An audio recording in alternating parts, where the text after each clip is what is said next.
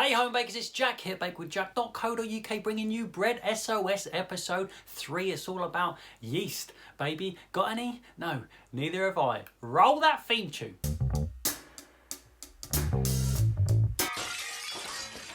Hello there and welcome back to the Bake with Jack YouTube channel, where I have dedicated the foreseeable future to solving your bread making problems through the Bread SOS service. Welcome to episode 3. We're talking about yeast. Firstly, I'd like to say a massive thank you very much. Thank you to everyone who's placed orders at the Bake with Jack online shop and for your patience in waiting for them to arrive, because orders have gone off the charts. Everything's gone crackers. We used to around about 50 to 60 orders a week, and this week we're up to 173 and rising. So thank you very much for your patience. There's delays here, me getting it out to you. I'm trying my best to get to you as fast as possible. There's delays along the way at the post office and stuff like that. So thank you very much for being patient and for your understanding. You've been sending your emails into the Bread SOS email inbox hotline thick and fast. And in the last 2 episodes, we spoke all about flour. If you missed it, check it out. Some of you haven't got any flour. Some of you got very specific flours. We spoke about how to deal with what you've got,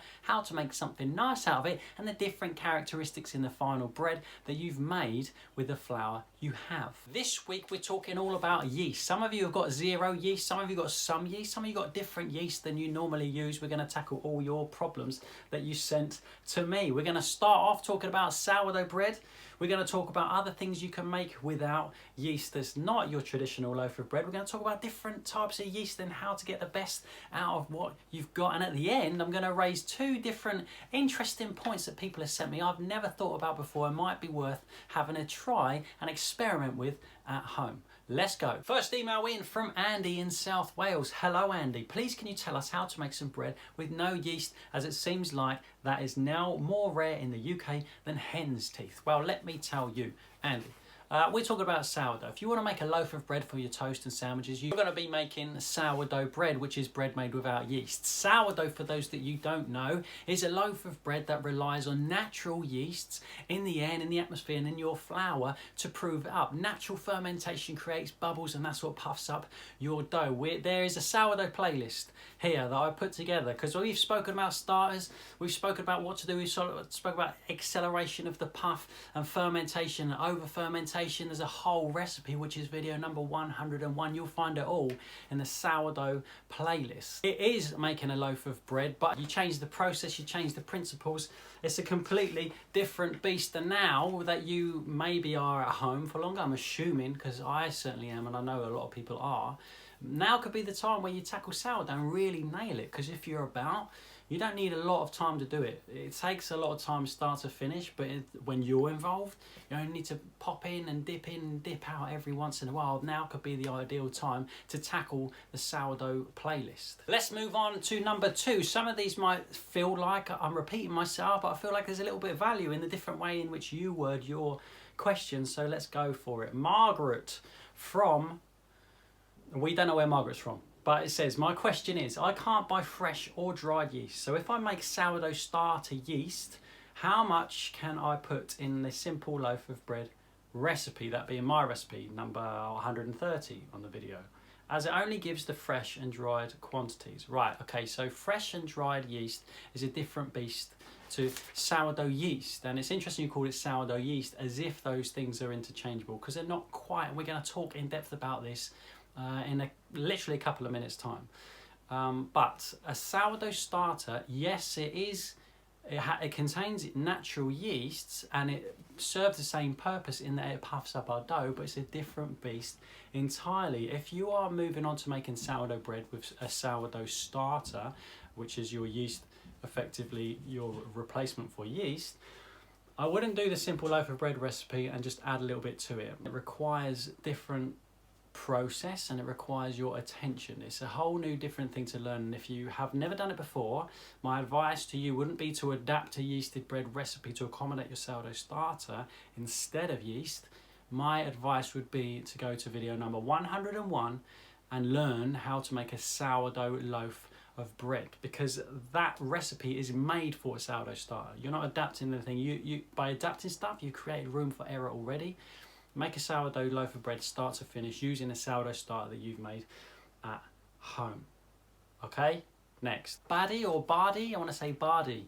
I'm sorry if I got that wrong, and I don't know where you are from either, so if you're writing in, please let me know where you are in the world. It's just nice to know, that's all. Can't thank you enough for the amazing videos and the way you organise those playlists on YouTube. Thank you very much. I'm new to baking, and your videos make it very easy to bake, and most importantly, understand the process. That's lovely to hear. Anyway, my question is the following. Where I live is hard to get dry active yeast or instant yeast at the moment, but I have my sourdough starter ready and healthy. I am wondering, is it possible to use the starter and get a regular white bread loaf, i.e. substitute the dry yeast with starter? We just spoke about that a second ago, and we'll do it in more depth in a minute.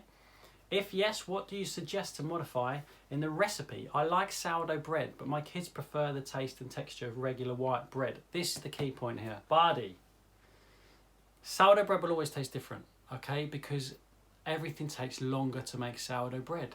Like I said earlier, you can't just swap out with yeast, because yeast makes a loaf of bread and start to finish through the oven and baked in about 4 hours. But a sourdough starter takes about 6, 7, 8 hours of fermentation, then overnight proof ideally, and then baking again in the morning. It's a 2 or 3 day process depending on how you tackle it, and it'll always taste different because of that process. You can't make the same thing as you could do with a yeast, because all that time is required, and that transforms the flavour completely. It will always taste different. If you want to make a tinned sandwich loaf out of a sourdough starter that you already have from my video, I did one on Instagram a couple of weeks ago, and what I did was, instead of feeding my starter with rye flour, I fed it with white flour. In fact, I took a little bit out to keep the starter rye flour 100%, and I fed my little tiniest, probably 2 or 3 grams of something ridiculous, of rye starter with white flour and water, and then I continued to do the recipe exactly the same, make a whiter loaf, except I put it in a tin. Now you think about the principle of a tinned loaf and the principle of a sourdough loaf, they're 2 different things, and to make something a success, you've got to combine the principles of both. The main difference is what I based my method on was the final bake. When you're baking a freestanding loaf of bread of sourdough, right, it comes out of your basket, we proved it in overnight, and it's still got plenty of puff left. It hasn't risen hugely during the proof. You put it in the oven and it busts open real nice and big. It jumps up in the air huge, and it busts open on the top and gets a nice airy crumb. But in a tinned loaf is different. You prove it up in the tin loaf. Don't worry about the basket. You put it straight in a tin loaf, and you want to prove it up to almost maximum before you bake it, because the principle of a tin loaf is different. You bake it at a later point. It's not gonna jump up. It's not a freestanding loaf. It's not going to jump up and bust open on the top. You're going to want to prove it up to its maximum and then bake it, get a little jump, and then it sets its shape and you've got a tinned loaf. In terms of the flavour, it's always going to be different because it's sourdough and it takes so much longer. You can, if you don't want, mine's never particularly sour anyway, but if you don't want a sourness and you want to make sure you don't get that sourness, use your starter when it's a little bit younger, when it's on its way up, as opposed to like reaching the peak and collapsing down and getting really acidic. Use it when it's on its way up, or when it's just reached halfway up. Use it then, and you get less of that sourdough taste. I hope that's clear. I hope that helps. At this point, I would love to put together a full tutorial video for you, but I just can't do it at the moment.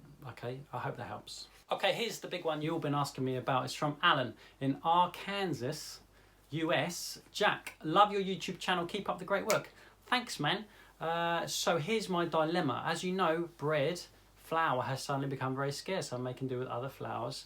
Thanks for the SOS episodes on those, by the way. You're welcome. The problem I have now is I can't find yeast anywhere. Fortunately, since you inspired me to attempt sourdough a while back, I have a batch of sourdough starter in my fridge at all times.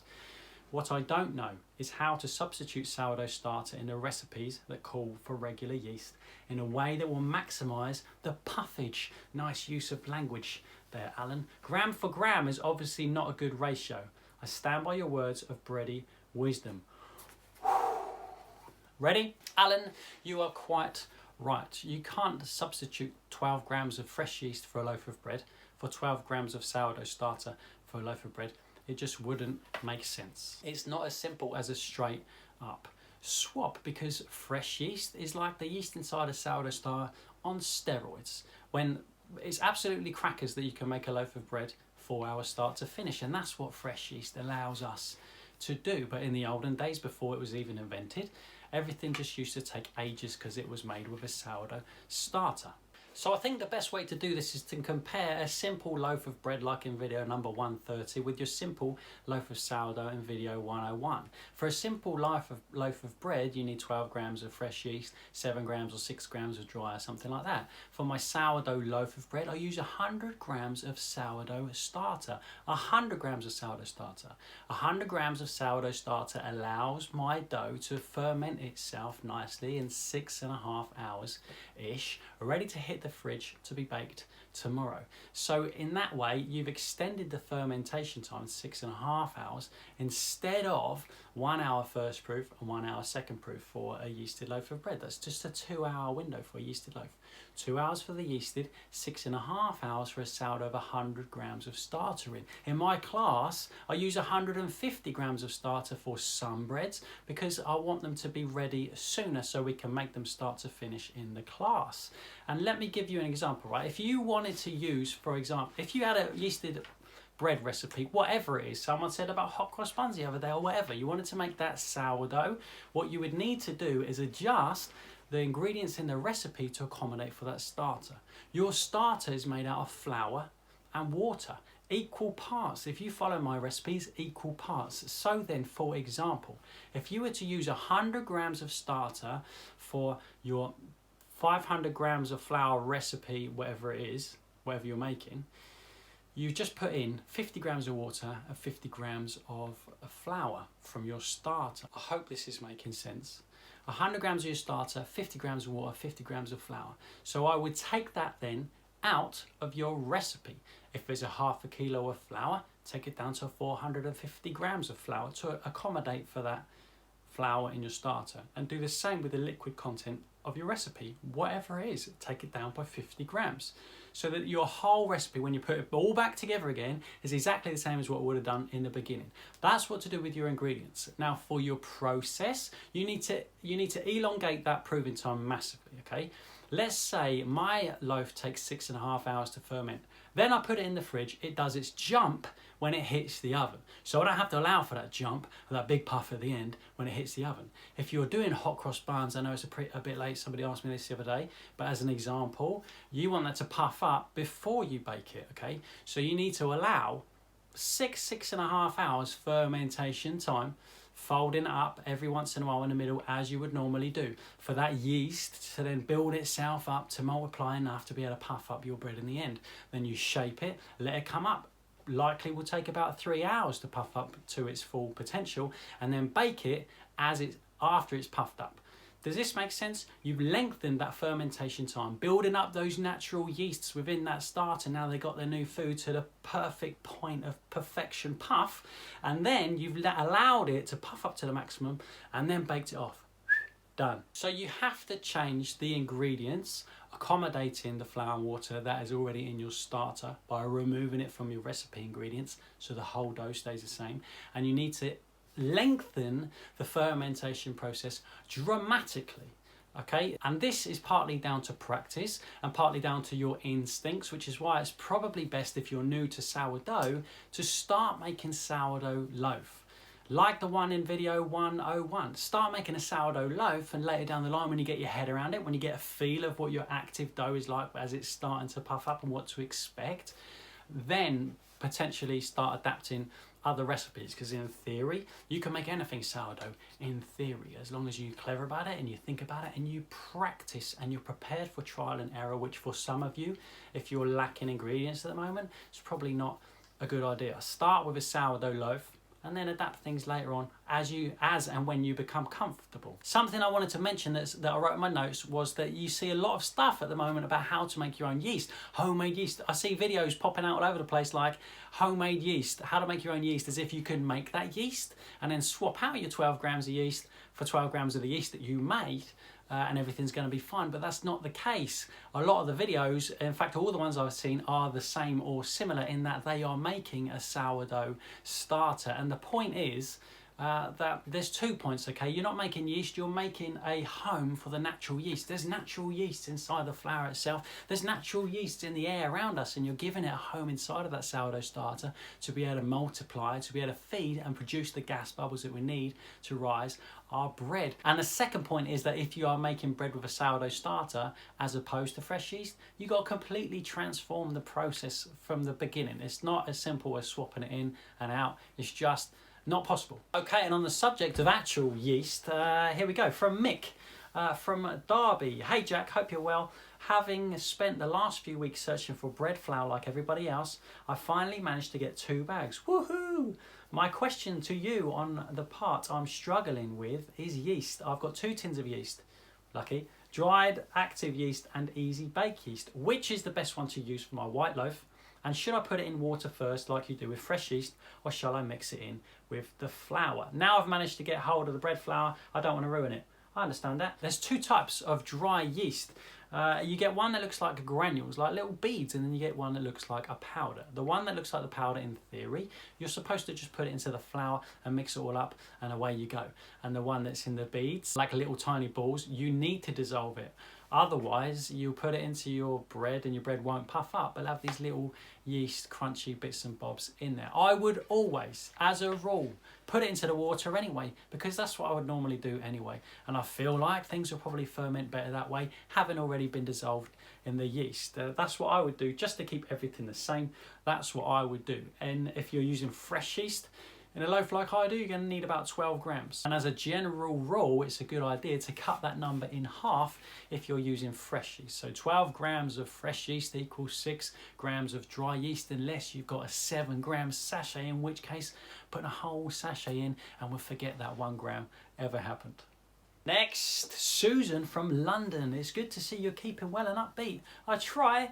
I have a question about yeast for going forward. I have some yeast, but I haven't seen any to buy for weeks. I've started to wonder whether the principals need a full amount of yeast that they call for, or whether it just makes for a quicker rise. This is wicked.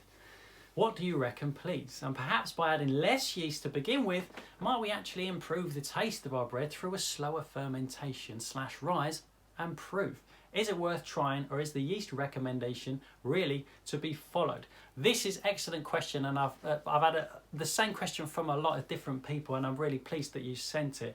It's exactly what you say. Okay, the yeast in that recipe is the yeast in that recipe, so the recipe takes as long as what it takes. Let's consider my recipe from video number 130, by the way, okay? Where I would use 12 grams of yeast, fresh yeast, in half a kilo of flour to make 1 loaf of bread. That's 12 grams of fresh yeast. The reason that it is 12 grams of fresh yeast is that allows me to make a loaf of bread with adequate fermentation time to develop some texture and some flavour. And so you can rest it for an hour, shape it, rest it for an hour, and bake it, and that's all job done, right? That's the reason there is that much yeast in there. Let's take it to one extreme for a moment. Imagine if I put 50 grams of yeast into 1 loaf of bread.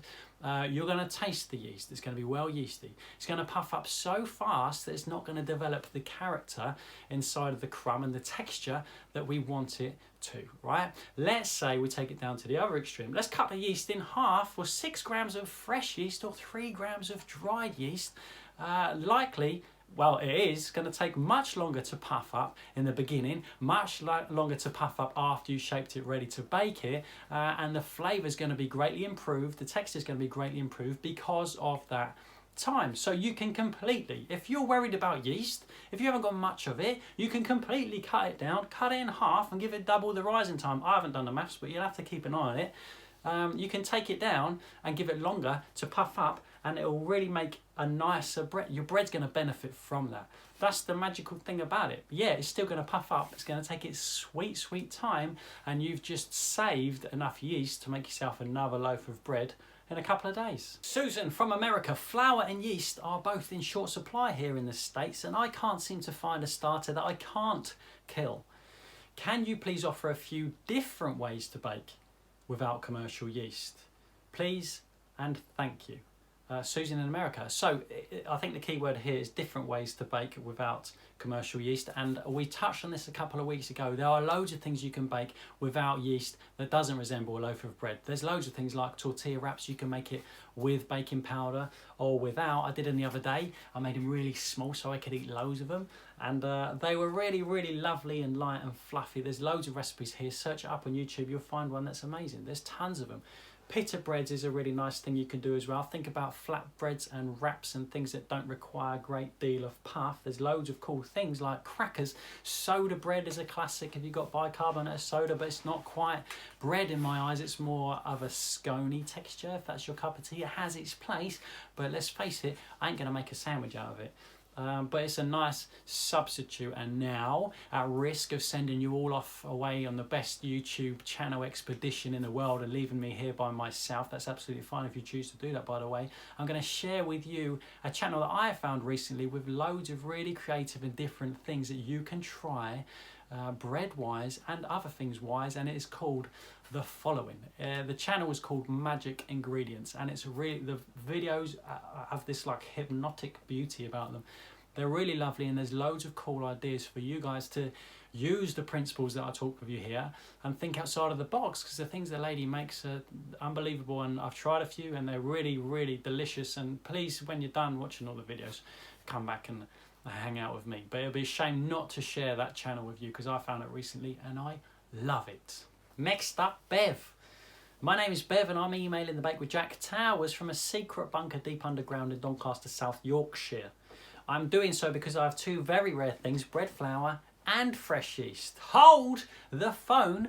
Bread flour and fresh yeast. Stop showing off, Bev. So don't tell anyone where you live, seriously. So my question is, can I dry some of my fresh yeast to prolong its shelf life? I've already frozen some of my stash, but I know it loses some of its oomph when it's defrosted. Yes, you can freeze it, and you're right, I find it lose some of its oomph when it's defrosted. It still works, but it just doesn't have that